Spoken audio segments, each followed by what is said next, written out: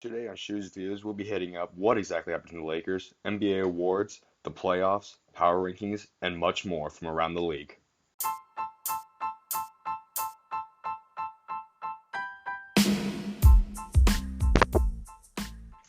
Good afternoon, everyone. Welcome to the first episode of SchuZ Views. I'm here in Gilbert, Arizona, where you'll be learning and seeing the NBA through a whole new lens. Before I get started, let me just say, boy, am I excited to get started today. I'm the host, Schumaker, or also known as SchuZ. Later on in the show, I'm going to be joined by a very special someone that knows the game, plays the game, and even better, we're brothers through everything. But let's jump right into the first topic. The LA Lakers, once again, headlines this past weekend. For many reasons, the turmoil is continuing to brew over. Many issues. But before I go any further, I do want to shout out Sophia and Logan for the idea of talking about the LA Lakers today on the first show. But wow. Finally, Magic Johnson of the Rob Pelinka crew has made the right move today by signing Andre Ingram to a 10-day deal. Hopefully he gets signed for the rest of the season because this man is one of the greatest stories in the NBA. I was in shock last year when the way he performed coming out of the G League. And man, do I hope he puts on another show this year. Other big news from around the Lakers this past weekend was that LeBron James has passed Michael Jordan to become the fourth all-time leading scorer in NBA history with 32,341 points. Now, LeBron James has shot 1,000 less shots than Michael Jordan, but Michael Jordan played in 119 games while also taking his out of his prime to go and play Major League Baseball. Now, of course, the conversation when you talk about LeBron James and Michael Jordan will always come down to the fact of who is the GOAT. In my opinion, I hate this conversation because I believe that every era or decade of the game of basketball is determined by a star player. Because in my opinion, the game changes every 5 years. Right now, we're seeing a new era of these bigs and these point forwards, and we're not as much seeing in the headlines are not as much about these three-point shooters like Steph Curry is because that's just a part of the game. So many years ago, it was a physical game, and so on and so on. Therefore, how do you compare them? They'll never play each other. It's not fair. Clearly, this past era, this past decade, was LeBron James' decade. This was his era.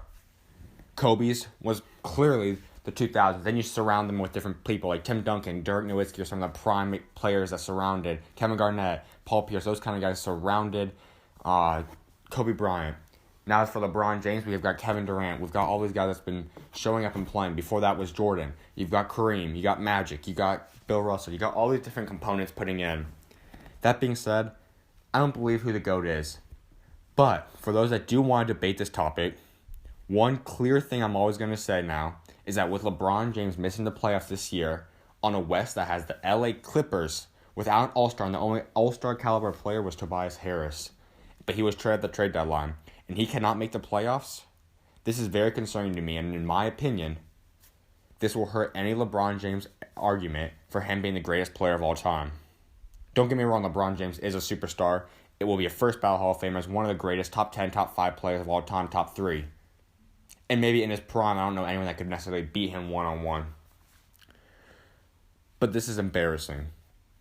To come to LA and not make the playoffs when you've got teams that don't have all-stars. For example, like the Clippers. You've got the Minnesota Timberwolves and you've got the Sacramento Kings playing better basketball than you this season. Two very, very young teams without all-star, superstar caliber players. Now, Towns is great, don't get me wrong. Fox and Marvin Bagley will be superstars, but right now they're not.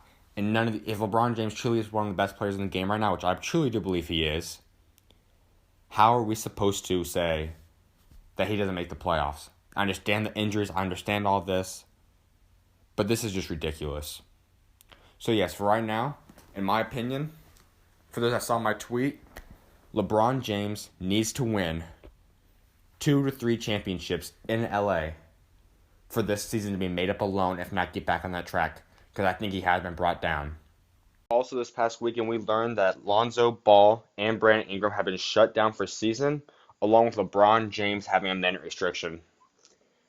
Now, for starters, if these injuries are for real, in terms of Kuzma, Ingram, and Lonzo, I get it. You don't want to risk young talent or anything. In my opinion, I don't know if Lonzo's injury is real, and I don't know if Kuzma is really dealing with an injury. As according to what I've heard from doctors, is that Brandon Ingram does have a serious injury, which could possibly turn into something that Chris Bosh had, which forced Chris Bosh to retire. And that is not, we don't need that. He's a very young special talent that's playing at an elite level, and there's no point in risking that. But in my opinion, tanking. First off, I hate tanking. I hate every part of tanking. I think it makes these young players soft. It teaches them how to lose so that when it's time to win games, they are unable to do that. We've seen that with different organizations such as Phoenix, with their players that just don't know how to turn the clock, except for right now, it is different. Yes, I understand that. But overall, no, they do not know how to come out and win games. A lot of these young teams are just stuck in this rat hole, and they cannot come out. That I hate that part about tanking. I like these teams like Atlanta, Chicago, what Brooklyn has done for the last few years in terms of going hard, winning, being in games, trying to win every game possible.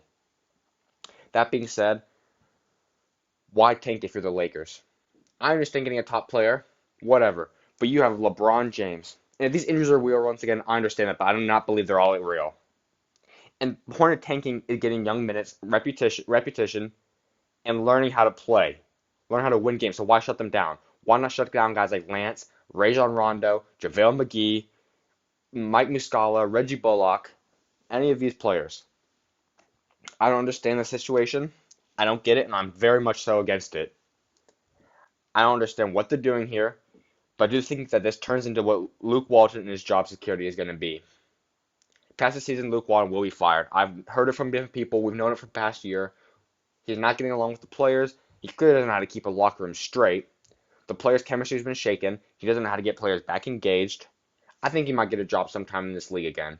For sure, an assistant coach, maybe next year, but head coach at some point in a few years. He has talent and potential, but this is not a situation not all people can play or be coached in a situation like in LA and New York, or for example. Point is, Luke Walton will be fired this year. That being said, what are some of the new head coaching opportunities for the LA Lakers? There's a lot of good coaches, and you can easily do trades we've seen for coaches now recently. But I do know for a fact that Luke Walton will be fired. He has not done what is needed for this team. He's allowed it to be outcoached game after game after game. He has not developed the talent very well this year. He cannot keep a locker room together. And there's not much that anyone can do about this right now at this point. Up the Pelinka and Magic Johnson combo. I don't know what happened there. Rob Pelinka was an amazing agent. I don't even know if he has any say in what goes down in LA. I do not know. I'm unaware, but the way it looks right now is that Magic Johnson is in full control. It is his team and it's his decisions. And I don't know about you guys, but in my opinion, I do not agree with a lot of the moves that's been made. I don't understand a lot of the moves.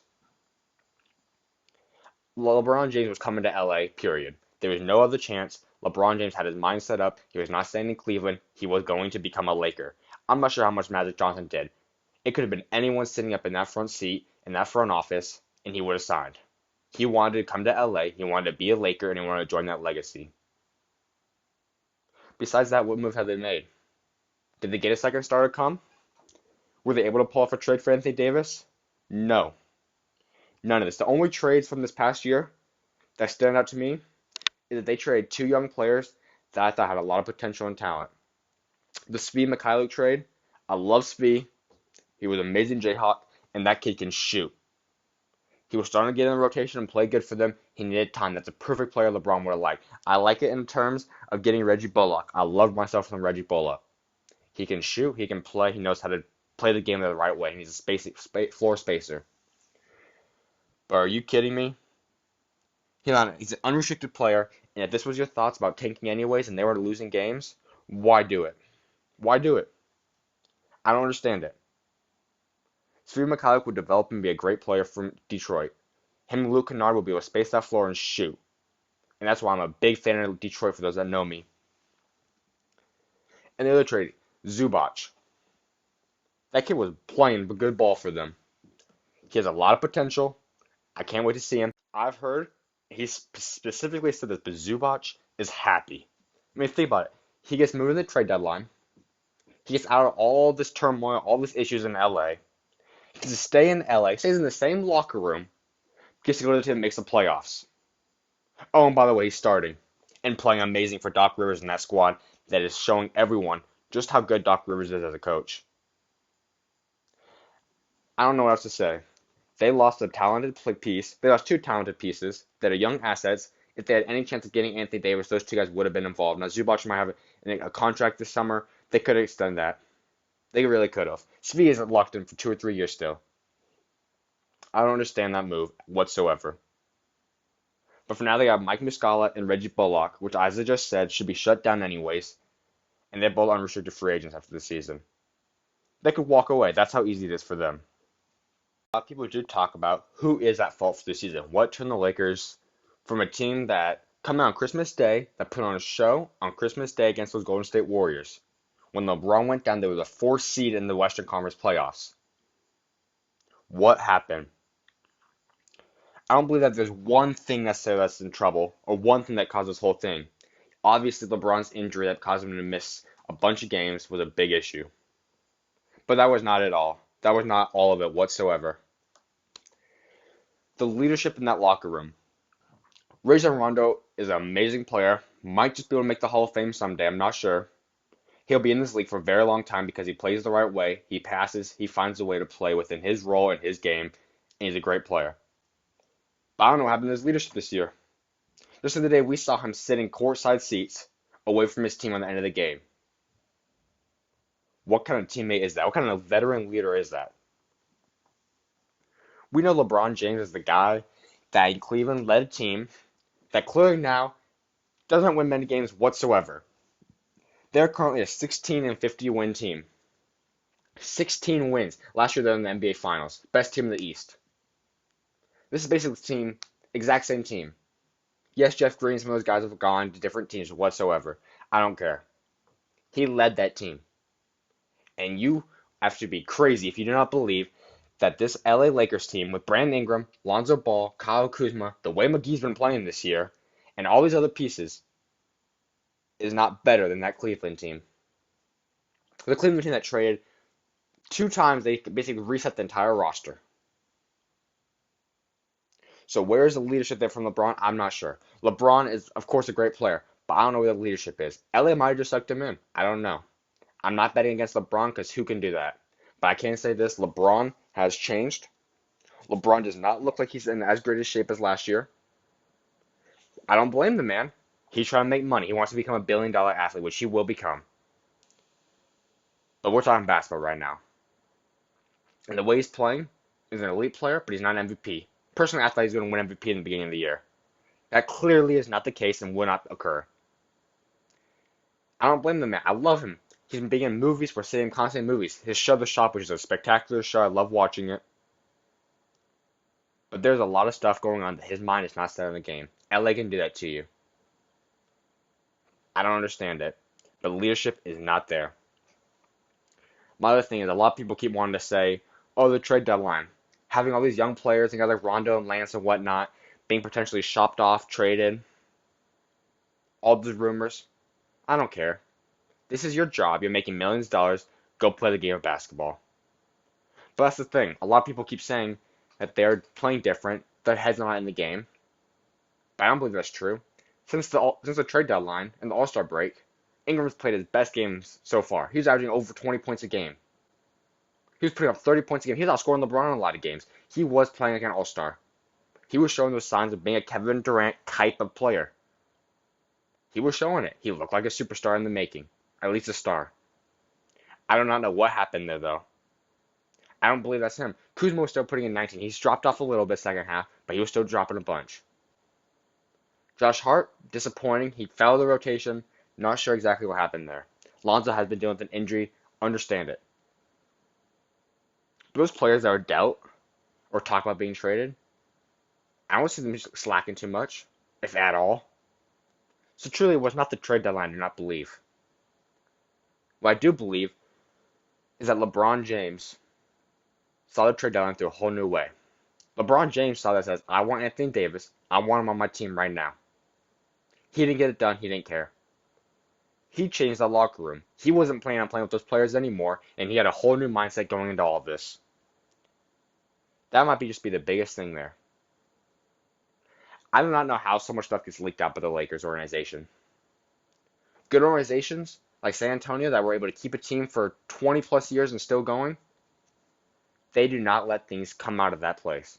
How often do you hear stuff? I've heard one thing really, and that's the Kawhi Leonard scenario last year, which was just weird. So what? They move on. One player, one thing. You don't hear anything out of that place. Other organizations, you don't hear stuff come out of there. But you know what I do hear?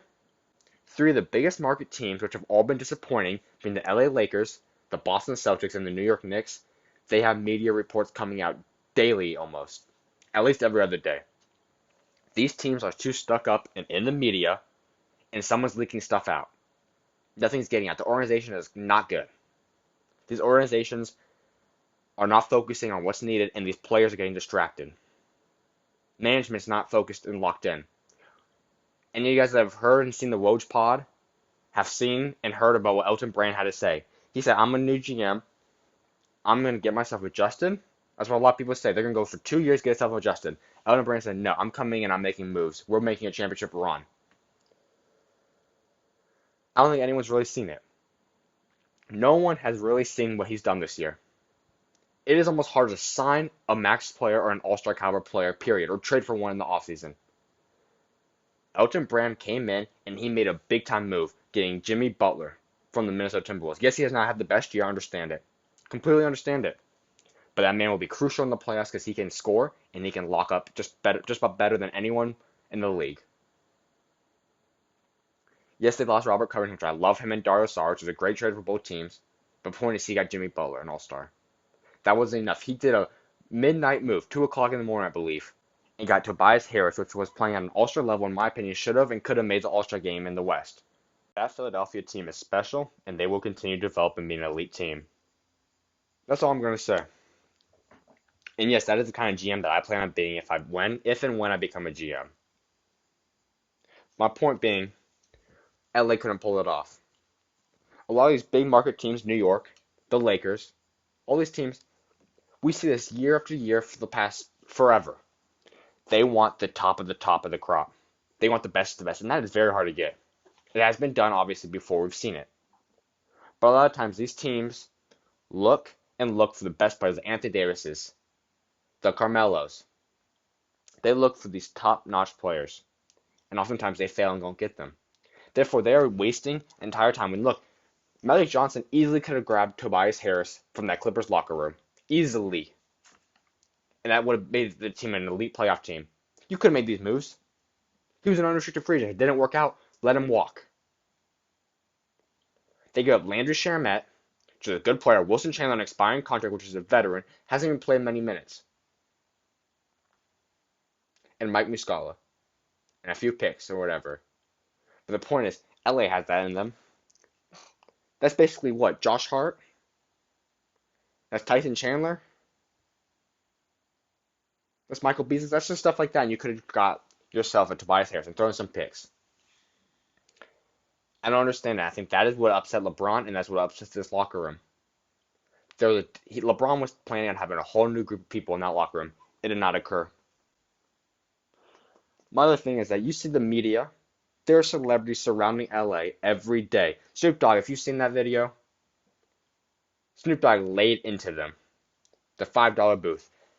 I'm just saying, if you have celebrities, guys that you've listened to, guys you watch, so on, that are there watching you and slamming your team, you do not want to play. And these young players, those are guys that they listen to, they like.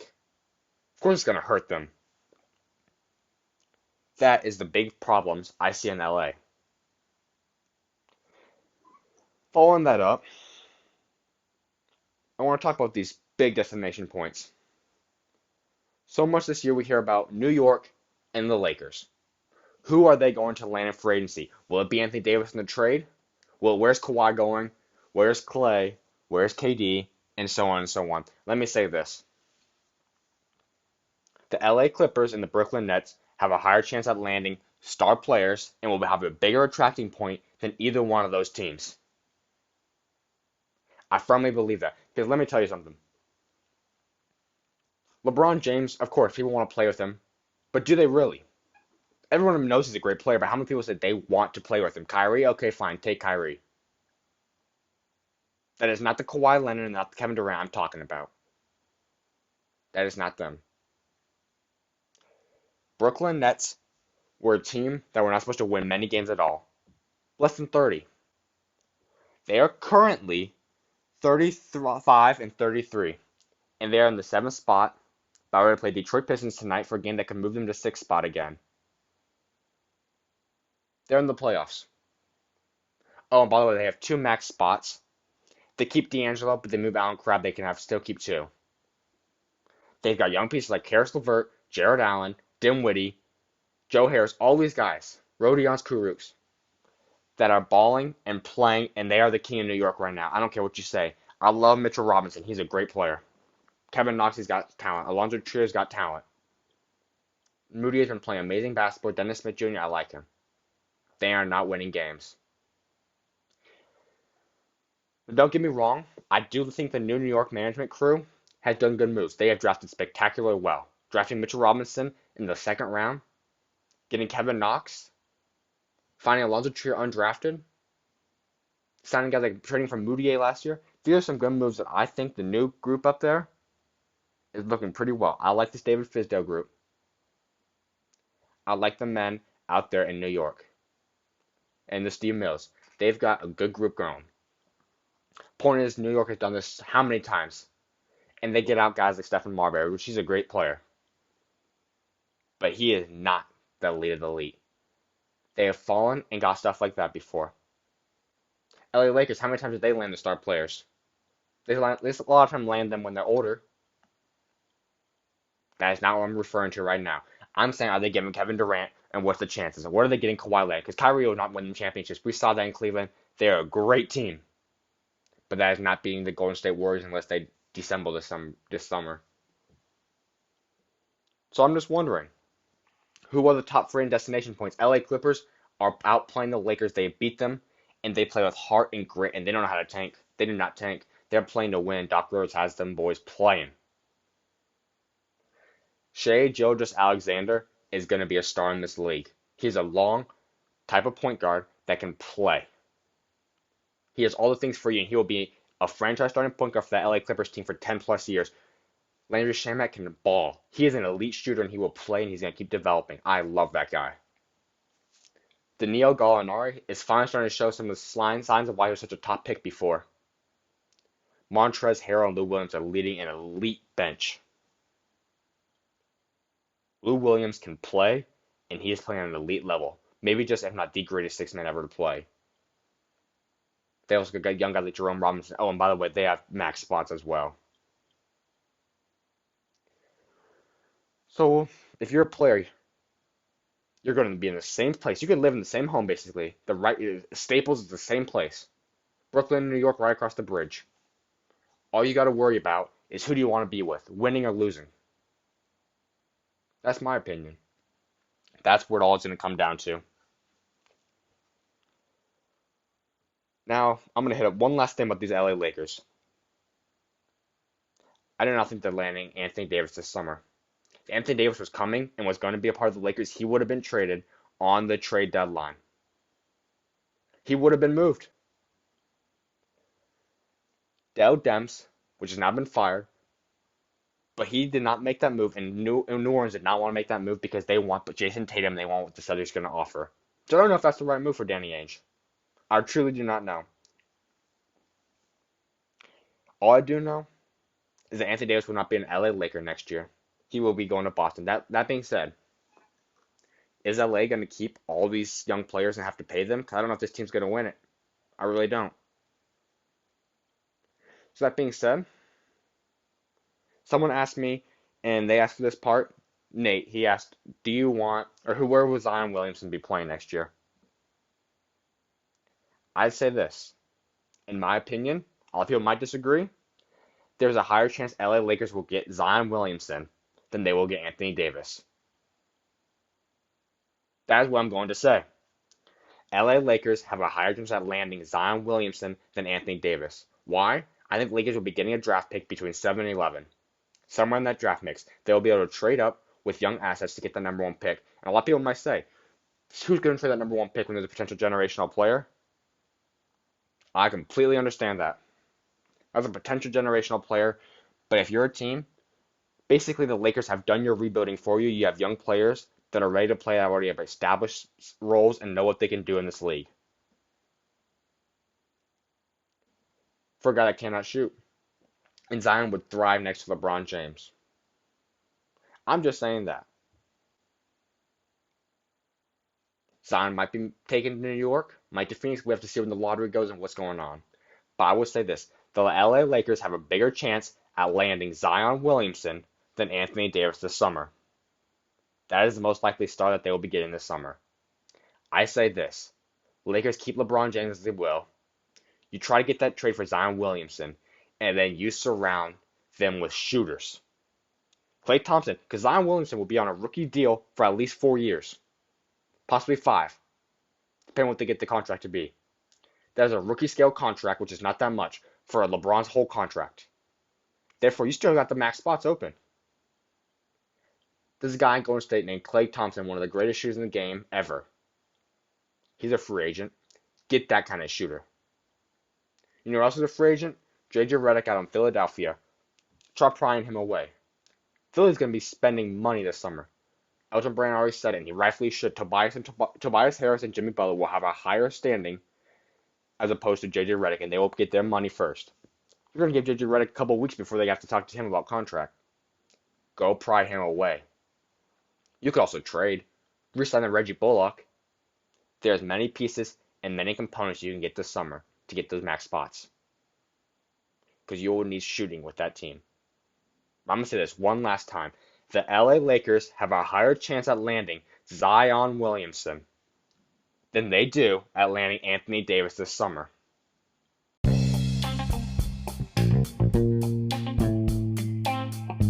Coming up next, a very special someone named Landon Schumaker, my brother, will be joining us to discuss who is better and who will be the number one pick.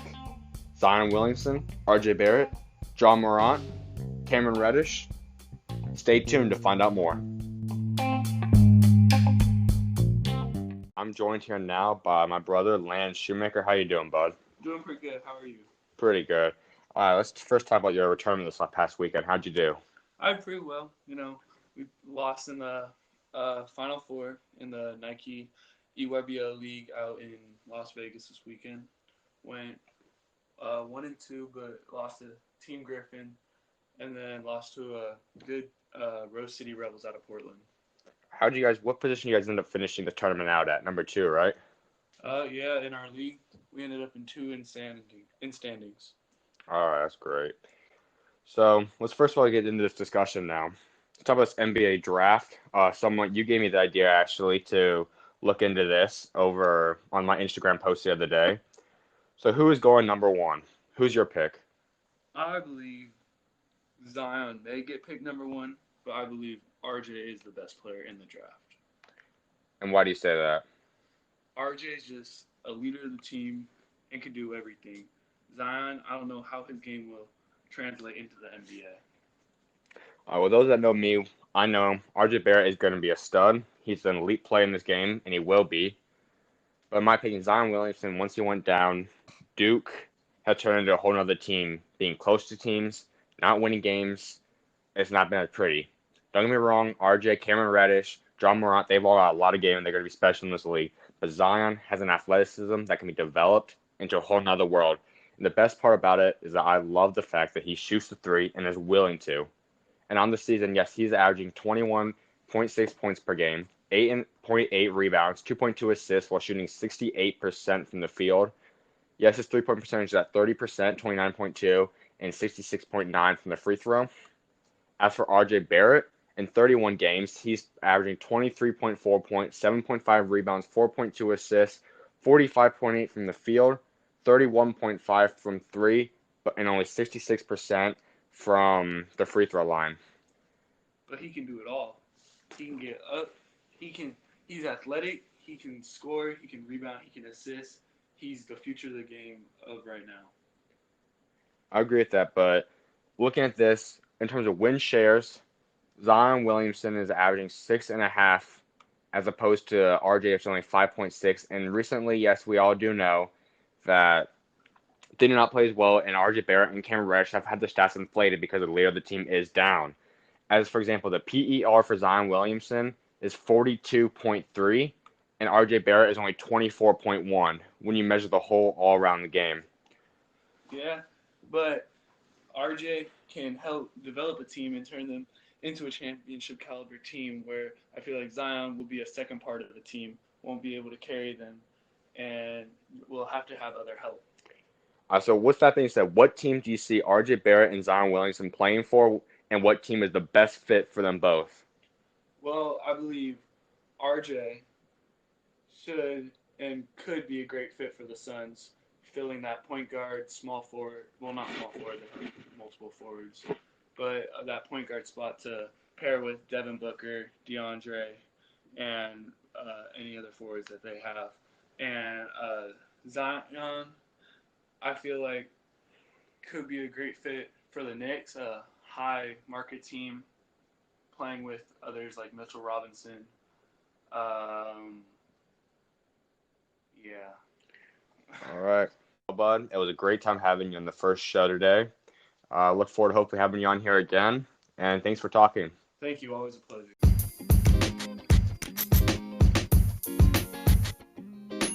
Coming up next in the SchuZ Views podcast, we'll be discussing the NBA awards and who I believe will be the MVP, the Coach of the Year, the Rookie of the Year, the Sixth Man, and the Most Improved Player of the 2018-19 NBA season.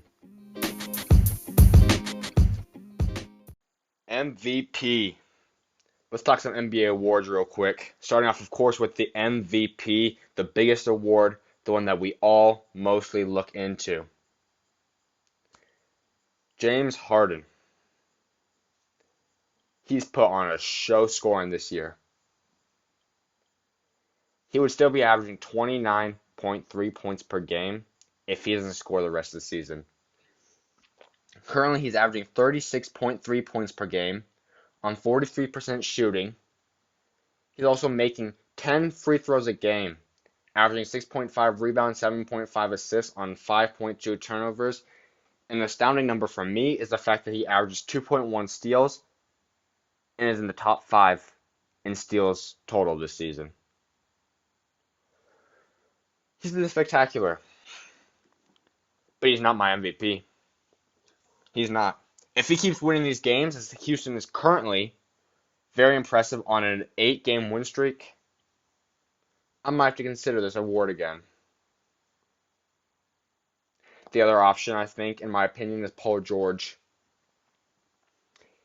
He's brought his game to a whole other level, and he's turned that nasty, gruesome injury from a few years ago into an elite show this year.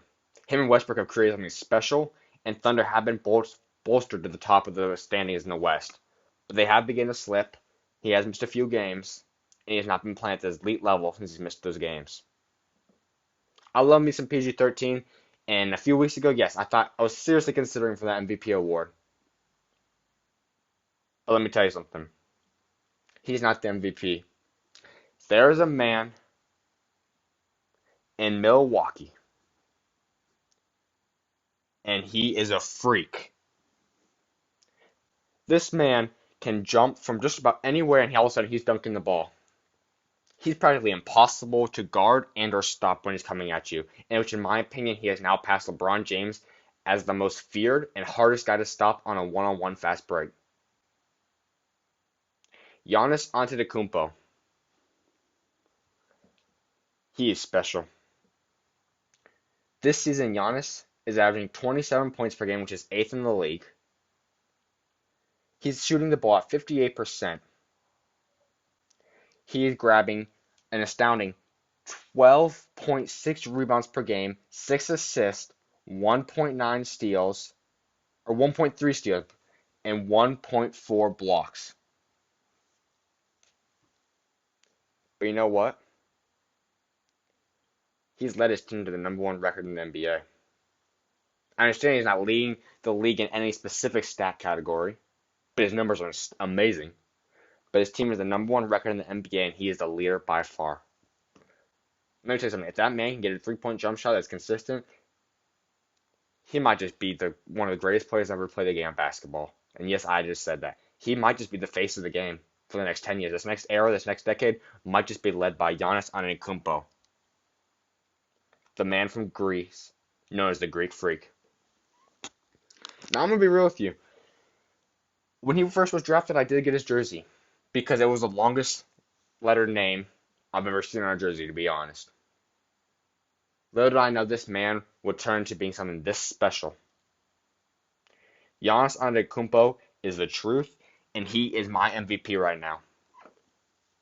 I don't think anyone else rightfully can win MVP. What he's doing for this team in Milwaukee is something special. Now, continuing on this Milwaukee topic, my coach of the year is Coach Bud, Mike Budenholzer. Met him in the Summer League, he's an amazing guy. But let me tell you something. This Milwaukee team was a decent team with Jason Kidd, and we all knew for the last 2, 3, 4 years we've been saying this Milwaukee team will finally break out. And they never did. But this year, this man came in and he's brought them to another level. I think there's two main components. Yes, Giannis is the star. Don't get me wrong. He is the main reason they are success. But they've taken the game to another level because of a man named Coach Bud and getting a legit center in Brook Lopez that has spaced the floor and been an elite rim protector for them this year. Milwaukee Bucks are looking nice right now. They might just win the Eastern Conference. I don't think so. I still think that Toronto's depth will be a factor in the fact that they are experienced and that they need a win because they've lost so many times. But Milwaukee's coming. They will win a ring as long as Giannis stays there long term. They will win a championship. I don't think there's any discussion there. There's zero discussion that Milwaukee will have a championship by the time Giannis retires if he stays there his whole career. They will. Glad they locked up Eric Bledsoe. They need to lock up Middleton and some other pieces. I think that team is special. Guys like Sterling Brown, DJ Wilson have continued to develop. I love the addition of Nikola Mirotic on the trade deadline, which is why John Horst is also my leading guy for Executive of the Year. What he's done with that team, the way he's drafted, the way he's picked the guys, it's been amazing. But in terms of Coach of the Year, let me say this. There's a lot of coaches that I see could easily win this award. Nick Nurse has the second best record in the NBA right now.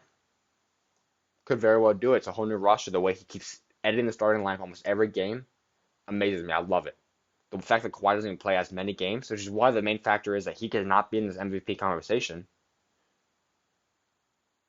He still keeps winning games. But the fact of the matter is that Toronto was a winning team last season.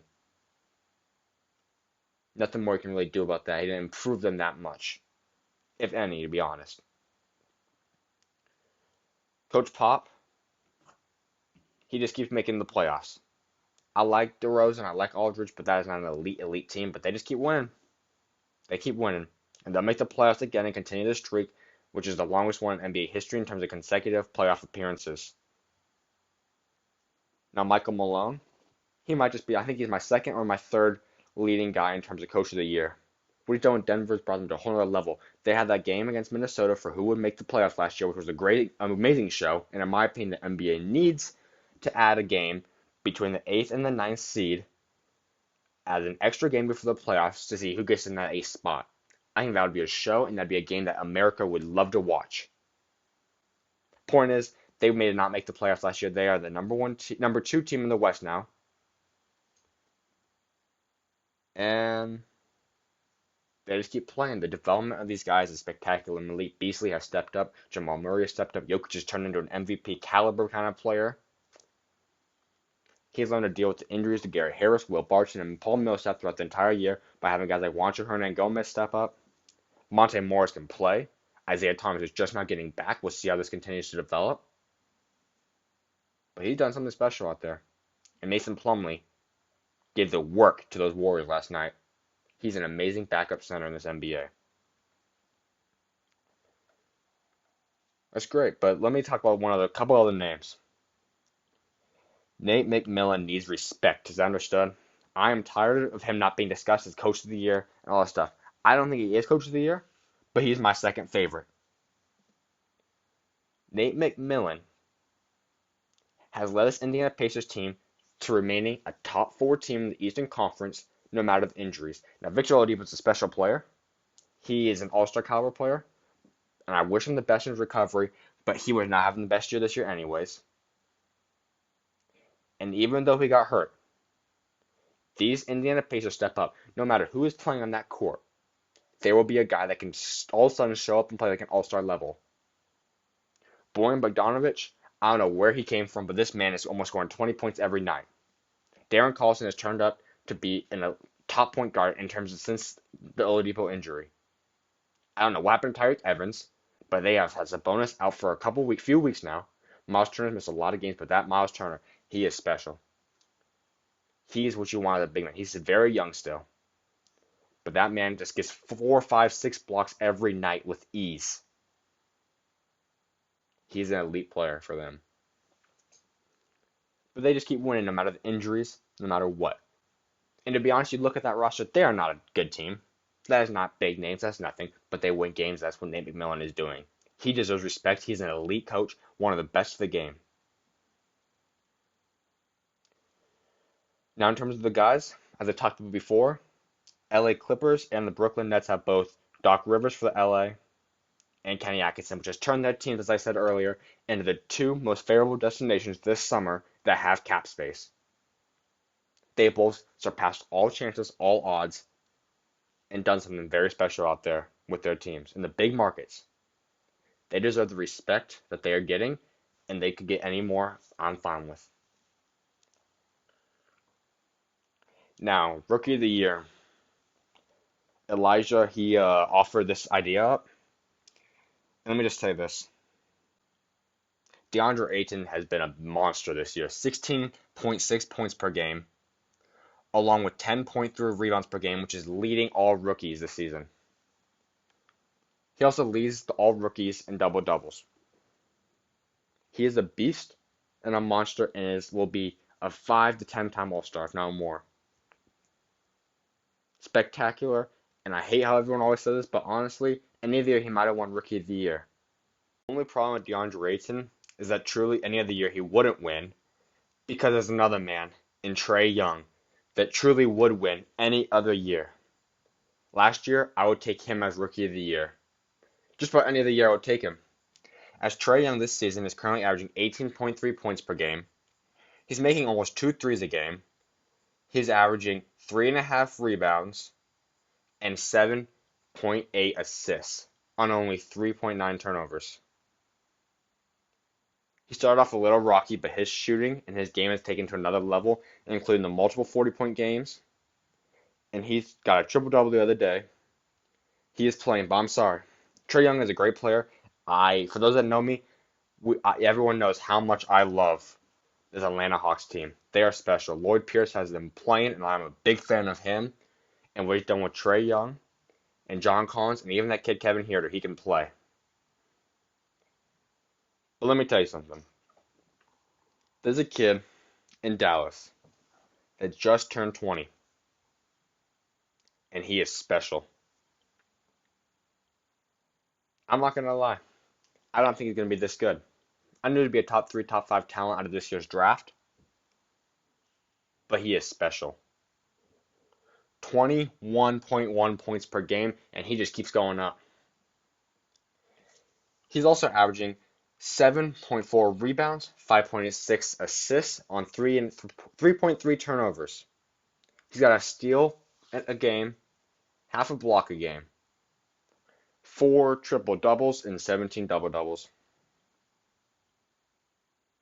That's a rookie. That's all-star numbers. Luka is something special. He is something very special. And he's going to lead this Dallas Mavericks team. Him and Porzingis will make an elite super duo. That trade for Trae Young and Luka benefited both teams. They both got star franchise players. But Luka is special. He is very special, and he is Rookie of the Year, and there's no debate. I don't care what Trae Young does from here on, unless he gets 50 points per game on here on out, and Luka doesn't do much. Only way it's happening. Luka his numbers are fantastic. I mean, it's unbelievable. Watching the kid play, he's like an established superstar in the league right now. He plays at a whole other level that we have not seen from a rookie really ever before. I'm going to touch this up later in another episode. But for those that know me and follow me, I believe, and I am confirming, that this is the greatest draft class ever to perform and play or be drafted. You look at the names, I don't see much buzz, if any. DeAndre Ayton, I've talked about him. Marvin Bagley might just become the best player in this draft class. The way he was playing prior to this injury was special. He is a 20-10 guy on every game. There's 0% chance he doesn't become that. 0. At the least. Stoudemire that can shoot. Luka, yeah, not how special he is, and Trae Young has said, but Jaren Jackson, he is the franchise player out in Memphis, and you need to watch out for that kid. Wendell Carter was playing. He's going to be special with that Chicago team. Oh, by the way, he's only 19 years old. Same with Marvin and Jaren Jackson. And the New York Knicks have Kevin Knox, which can score. But the best player, in my opinion, in New York is Mitchell Robinson, and I knew he was special. He blocks at free will, and he better be getting those endorsement deals. He is box office play. Alonzo Trier, undrafted, amazing. Shea Gilgeous-Alexander, you guys already know how special I think he is. Kevin Huerter, Landry Shamet, Mikal Bridges is a defensive 3-and-D kind of player that Phoenix will use for a long time. Josh Okogie can play and is athletic for that Minnesota team. This list goes on and on and on. Bamba, he will be a great rim protector. Miles Bridges, I love that guy. But let me tell you, this second round also is stacked with young talent. And I'll get into that in later episodes. But it's special with Rodions and a whole lot of other talent. Jalen Brunson, Devontae Graham. Next award is a six-man. What else can I say about that? Dinwiddie was putting on a show. I was hoping he would have won it. I think if he didn't get hurt, there might still be a chance. But Lou Williams. I don't get this. How does he do this off the bench at this age? He is special, and he will keep scoring, and he will become the all-time leading scorer off the bench. Trez Harrell as well could be a contender. Clarkson's averaging 17 points a game, which has been very special. Derrick Rose, when you look at it, his bench numbers are not that good compared to what other people think. A lot of the time he starts these games, and that's where these big numbers come from. I do not think he's a sixth man of the year or even a top 3 candidate. Schroeder's been fantastic along with Terrence Ross and Dwayne Wade. Sabonis, he's been great too. But my pick is Lou Williams. Dinwiddie's been fantastic for Brooklyn, but you cannot deny Lou Williams. That last 40-point game has locked it up. Most improved is a big award this year. As a Brooklyn fan, yes. I would love and support D'Angelo to win it, especially since we had Spencer Dinwiddie did not win it last year. But he is not my most improved player. He is not. Siakam, I love him. He's taken his game to a whole nother level. But he is not my most improved player. De'Aaron Fox. I knew he's special. He was the best point guard from last year's draft class, and I was hoping Phoenix would have picked him up. I love Josh Jackson. But he did not fit the system, and he will be moved this summer. Let me just say that. But De'Aaron Fox, he is special, and he's brought his game to an elite level. He's not most improved, not the most improved on that team, because there's a guy named Buddy Hield. Now, Buddy Hield has taken his game to a whole other level, averaging 20 points a game and over that. He's clutch, he is a leader, and he is showing that these Oklahoma products can play. Zach LaVine, I don't know why I didn't get enough respect, but this man has been fantastic this season. He's a true star. But my pick this year, most people don't hear about this, but let me tell you something. John Collins for the Atlanta Hawks, double-double every night. 30 and almost 20 the other night against Brooklyn. He can play, he's athletic, and he is something special. He is fun to watch, and you guys better watch out for this team.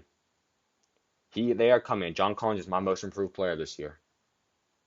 Let me say this again. John Collins is the most improved player in the NBA this season. There's lots of guys that are taking the game to another level, but John Collins is the most improved player.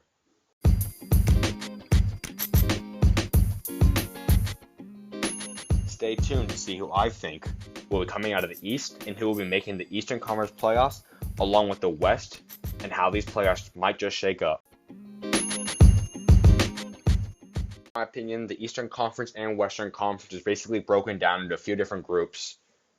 The East is pretty much locked in up top, with Milwaukee and Toronto already clinching the 1 and 2 spots. They could still alter, of course, but they are in the playoffs. Then I see Philly, Indiana, and Boston are all within each other. And then you have the big five teams in the East between Detroit, Brooklyn, Miami, Orlando, and Charlotte that are all competing for that 6, 7, 8 spot. I believe that Detroit will lock in the 6th spot. I think that Brooklyn will make this either the 7th or 8th spot because they do have a very challenging on-the-road battle in the West. And I believe the 8th spot will still remain with Miami. Orlando's got some talent, but they are starting to look slow again. They might win some games, but Miami's got Dwayne Wade and a very experienced head coach in Spoelstra. I would love seeing Kemba Walker, though. As for the Western Conference, Golden State and Denver are clearly the two top teams.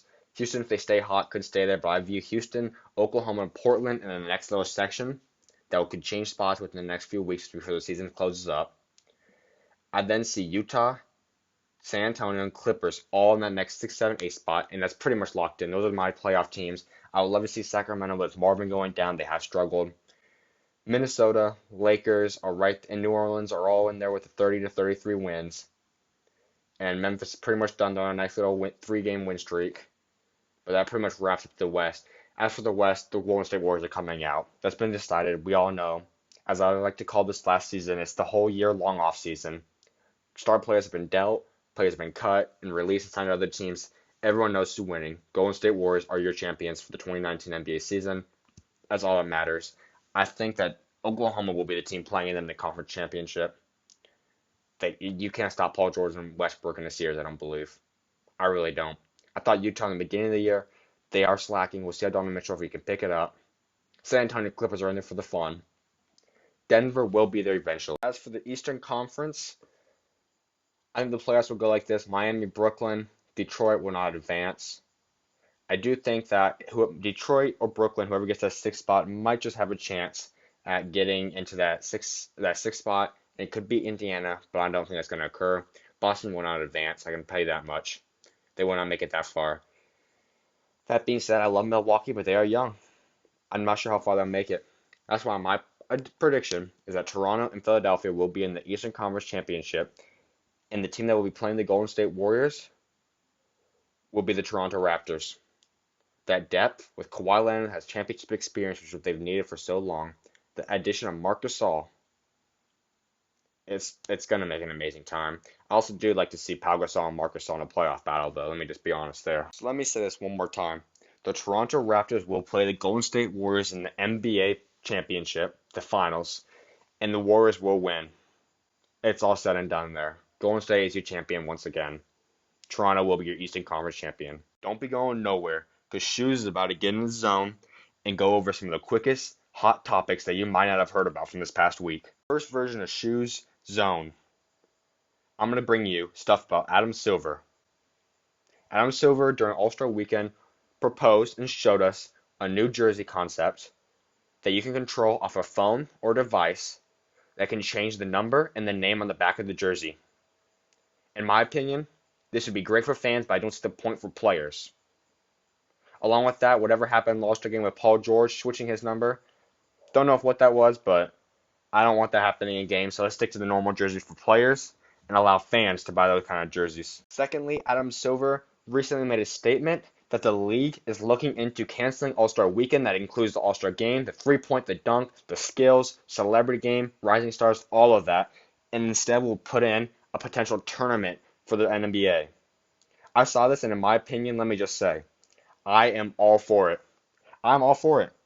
Why not give us a little preview and a sneak peek of what the tournament or the playoffs could look like? I don't know if the player will take it seriously. That would be the one concern in my opinion. But I'd much rather see all the teams go at it in a tournament-based thing just like college does. That would be a show. Let me just tell you that. I am all for it, and I hope the NBA does do that. All-Star Weekend is great, but it is nothing like a tournament. I love me some tournaments.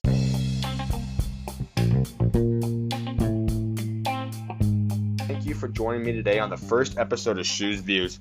If you enjoyed today's show, or you would like to suggest ideas for next week, please visit me and follow either my Twitter account, which is Zach_Schumaker, that's ZACH_SCHUMAKER, my Instagram account, which is Zach_Schumaker, that's ZACH.SCHUMAKER, or my Facebook, which is SchuZ Views, Zach Schumaker. That's SchuZ Views, Zach Schumaker.